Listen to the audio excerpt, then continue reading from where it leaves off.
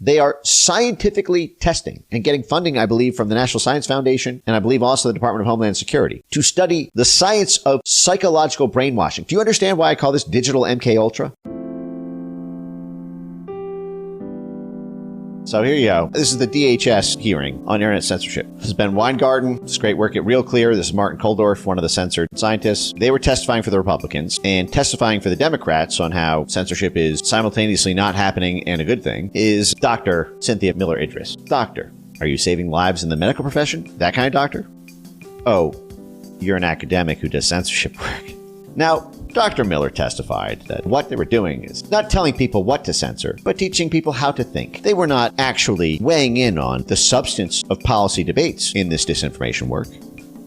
Au contraire. So, a little bit about Dr. Cynthia Miller Idris. She's testified several times before the U.S. Congress and regularly briefs policy, security, education, and intelligence agencies. Policy, security, education. One of these things is not like the other. Oh yeah, I teach about online disinformation to school children in the education space. Oh, and also to the CIA. Her most recent books include Hate in the Homeland, The New Global Far Right, Extreme Gone Mainstream, Commercialization and Far Right Youth Culture in Germany. Oh, so that's why you're briefing intelligence agencies. Because the CIA wants to stop the rise of the Alternative for Deutschland, AfD party in Germany, because AfD is campaigning on restoring energy relations with Russia and leaving the European Union, which are both existential threats to the CIA's Seize Eurasia plan. And so you pump out literature and thought leadership that justifies censoring them online so that the CIA and the State Department can effectively stop them from winning elections and implementing that agenda which tramples on the State Departments. She only focuses on right-wing disinformation. She doesn't go after the left-wing one, but she's very focused on stopping Trump. So this person testifying about why we need these censorship programs and how we need to stop far-right politics online has insinuated, all but shouted, that everyone who votes for Trump is far-right politics. Trump is far-right politics. So when they say, no,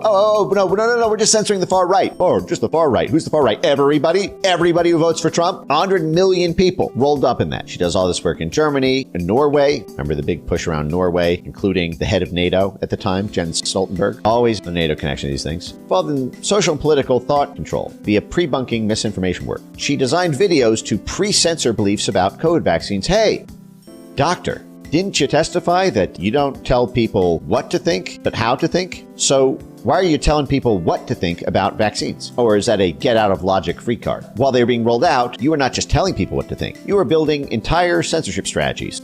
Her U.S. government-funded disinformation lab at American University is called the Peril Lab, sharing very cool findings from our Peril censorship lab funded by the U.S. government. Our video-based study with our Jigsaw partners, Google Jigsaw, started by Jared Cohen, the guy working at the State Department's policy planning staff, which coordinates State Department overt statecraft with CIA covert statecraft. Jared Cohen, who was the guy who introduced the Central Intelligence Agency to using social media for regime change and soft power influence work, known as Condi's party starter, Condoleezza Rice, starting the Party for Revolutions by getting the CIA to use YouTube, Twitter, and Facebook for rent-a-riot revolutions like the Arab Spring, kept over by Hillary Clinton, the State Department and policy planning staff, then moved over to Google to start Google Jigsaw and take that very special set of skills of designing color revolutions and CIA clandestine activity under cover of State Department operations to create the world's first retail AI censorship product, Perspective, which is trained on the 2016 election. And lo and behold, the CIA branch of Google is also partnered with Dr. Miller Idris, who is simultaneously advising intelligence agencies on disinformation. Sharing very cool findings from our U.S. government-funded Censorship University lab, a video-based study with Google Jigsaw. We designed and tested 3 pre-bunking videos with unvaccinated adults to see if people can learn to identify manipulative narratives and strategies used. Pre-bunking anti-vaccine narratives. So these are psychological inoculation videos to give to people who have refused the vaccine to see how they can psychologically nudge them to want to take a vaccine. This is the science of brainwashing. They are scientifically testing and getting funding, I believe, from the National Science Foundation and I believe also the Department of Homeland Security to study the science of censorship, the science of psychological brainwashing. Do you understand why I call this digital MKUltra? This is what MKUltra sought to achieve: behavioral modification at the individual and group level through a web of intelligence agencies and university centers. This is another one of the parallels. There are about 60 universities that were used in MKUltra. Everything from Stanford University to Berkeley to the University of Oklahoma. It's the same structure here. Digital MKUltra. It's the intelligence agencies, it's the universities, the NGOs, and these test subjects who are being tested on. In vaccine misinfo, like claims that vaccines are unnatural or cause unrelated injuries if watching would reduce their likelihood to share or support vaccine misinformation.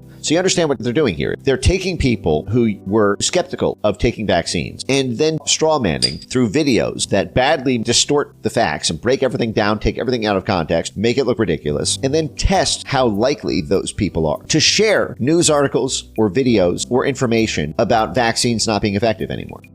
So they tested two things. One is when we show them these propaganda videos designed by the US government, are they more likely to take a vaccine? But then the first thing they tested for is, are they less likely to share anti-vaccine content online? So this is a censorship operation. Testing to see if watching our Google Jigsaw CIA videos to take vaccines would reduce their likelihood to share vaccine misinformation. In our study of 2,000 adults, they got 2,000 unvaccinated people in a room and Clockwork Orange them. Keep your eyes open and watch this 30-second video designed by the guy who introduced the Central Intelligence Agency to how to overthrow governments using Facebook and Twitter virality.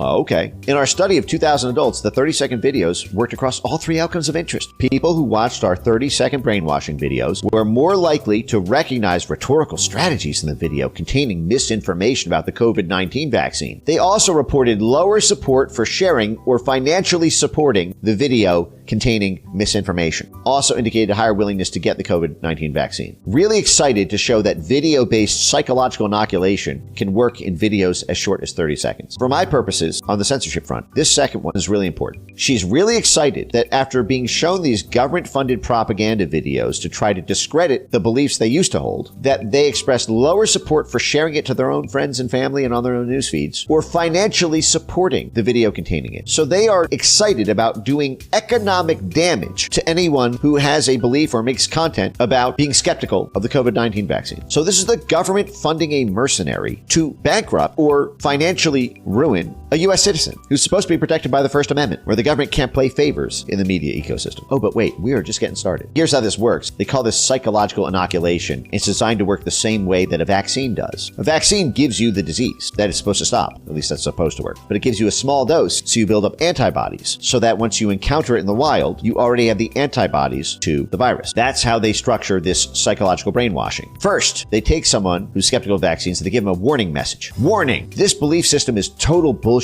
2, microdose of content. Viewers see a weakened clip of a propaganda message. So, a weakened clip, meaning people are not allowed to see the full context of the argument. This is what is known in behavioral economics, behavioral psychology, rhetoric, sophistry, debate. This is what is known as a straw man. You do not present the full argument. You present a weakened version of the argument, i.e. a bullshit version of the argument, a stupid version of the argument, an incomplete one. So, first you psychologically prime them. As they're being Clockwork Orange, watch this Google Jigsaw CIA vaccine video. Then you wildly distort the actual argument being made so that they think it's bullshit because you've strawmanned it to death. Then you flood their brain with counterpoints to the video they just saw, so they don't even need to think about why it's bullshit. It just flashes up on screen. This is why this argument we just strawmanned the hell out of is so ridiculous. You measure the reactions and then you rinse, repeat. And every time, from every angle, they get a weakened strawman version that they develop a visceral aversion to, so that when they hear the full argument later, they just instinctively associate it with bullshit. This is funded by the National Science Foundation. I believe they also have a DHS grant, and they're partnered with the CIA wing of Google Jigsaw.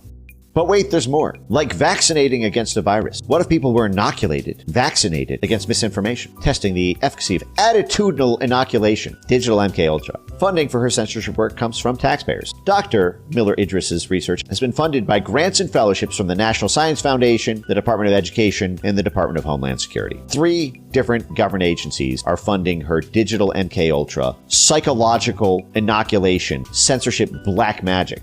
But wait, it gets worse. Research Alert, our open access article mapping English language anti-vax rhetoric and propaganda is live. We use this codebook to script, produce, and test these 3 inoculation videos. So this is the development of a codebook of online vaccination rhetoric.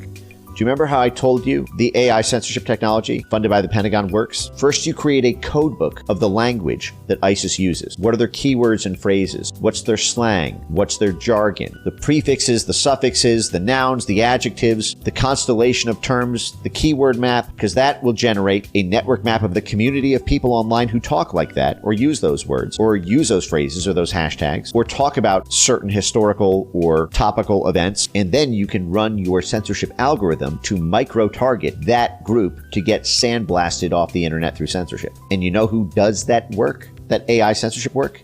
Google Jigsaw. So she's doing to U.S. citizens the same AI censorship that was started to take out ISIS propagandists and ISIS recruiters online. Look at what they wrote in 2022. It's now Elon Musk whose QAnon-adjacent ideas are challenging democracy. That's the lab she runs at American University, being funded by the Department of Homeland Security, the National Science Foundation, the Department of Education, on their official formal account. This is what we're paying them to do. And who at the Paralab wrote this, that Musk is a threat to democracy? It's the very woman who testified, oh, no, we don't tell people what to think. We tell them how to think. No.